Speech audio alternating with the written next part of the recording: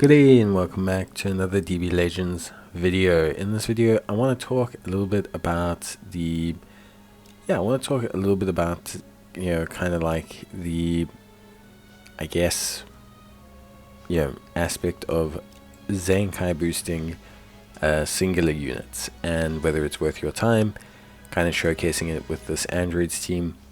But the thing is, so for a lot of players, the way some players like to work it is they like to do these kind of like quadruple Zenkai boost teams. So for example, like Red Beast Gohan, you're going to Zenkai boost him, then you're going to boost that boost by getting another Zenkai boost, and you're going to boost that boost by getting another Zenkai boost, and they're going to get all of the Z boosting because they'll be placed as leader, but then they get all of the red boosts applied to them as well. So that means like a red Super Saiyan Trunks, red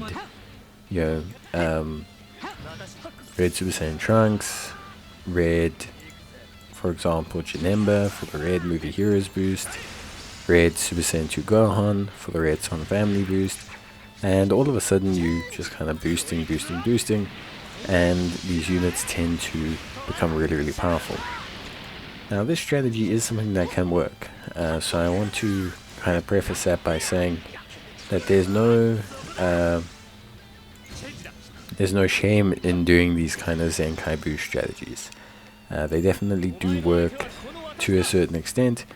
It does depend on your unit, but generally speaking, what most people do is they'll go for a 2-1 split. So they'll have two units that benefit from all the boosts. For example, they'll have Red Pan, and they'll also have the Beast Gohan, and those will be their two beneficiaries of all of the Zenkai boosts. Then they'll just have like one random unit that kind of benefits from all of the baseline Z boosts. A great example in this video is the Cell and the Gamma 1 and Gamma 2 are benefiting from all of our Z boosts but are receiving absolutely no Zenkais.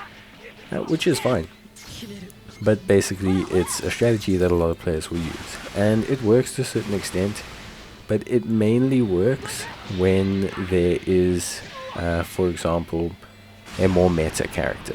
So like in this video you'll notice that I'm boosting the, I'm boosting the Android 17 and 18. This is an Android 17 and 18 that, honestly speaking, was basically a big deal around, I think, even 2 years ago now, maybe even more, and they're not bad. But what I'm trying to prove to you is that just because you've given a unit a whole bunch of Zenkais doesn't always mean that those units are going to strictly benefit. So though you have a lot of Zenkai units, you don't necessarily have units that are meta. So although they have a lot of Zenkai boosts, they don't actually have the kit or the build to manifest those stats into success. So just simply Zenkai boosting a unit isn't going to get you the efficiency in your team building that you want. It's not going to be something that gives you a huge ridiculous level of offensive output or defensive output. You need to double layer those buffs. You need to apply it to 1 or 2 or 3 people. That's generally speaking the best way to go about it. At least I find it's the best way in terms of layering up those builds. And nowadays there's usually always at least 2 meta units per kind of collection. Like for example, you have Super 17, which is a great Legends Limited character, and then we also have the red Android 17 and 18. So both benefit from pretty much all of the same builds, all of the same Zenkai boosts and everything, and it does help. Of course it helps. The reason it helps is you're double layering those buffs. So in the meta there's usually always 2 units that benefit. For example, in the with the reference I was using earlier with the hybrid Saiyans, you have of course the Red Beast Gohan, but you also have the Legends Limited Gohan. You also have the Legends Limited SS2 Gohan. You have Pan, who's obviously great. You have Gohan, the Red Sparking Gohan, who's also pretty good. So there's a lot of units that tend to be good, with these kind of boost formats. It's just that generally speaking, you want to have a 2-1 split when you're doing this type of team build. Secondly, as well, it's important to understand that you can't just Zenkai unit without still having synergy between its kits. If you use Zenkai unit, for example, and you want to use it as a disruptor to the opposition, but it has absolutely no disrupting capabilities, then Zenkaiing or taking that person to the Jedi Order, is basically not something you want to do. So yeah, to cut a long story short, it can be a little bit difficult to essentially build a proper Zenkai Boost team.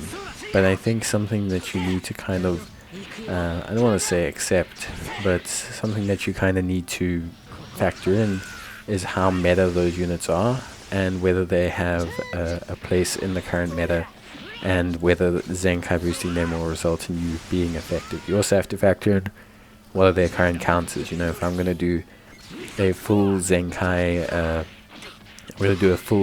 Red team, but the strongest unit in the game that everyone has right now is blue, it's not really the best decision, just on like a baseline principle. So you do have to factor in these things. You do have to consider these things. You can't just go gung-ho or do what you wish just because you feel like it's applicable. You need to build your team understanding these things in mind. With that being said, it is a lot of fun, and with certain team builds it does work great. So yeah, but that's basically gonna be it from me. Hope you guys enjoyed the video, and I'll see you in the next one. So until then, as always, bye.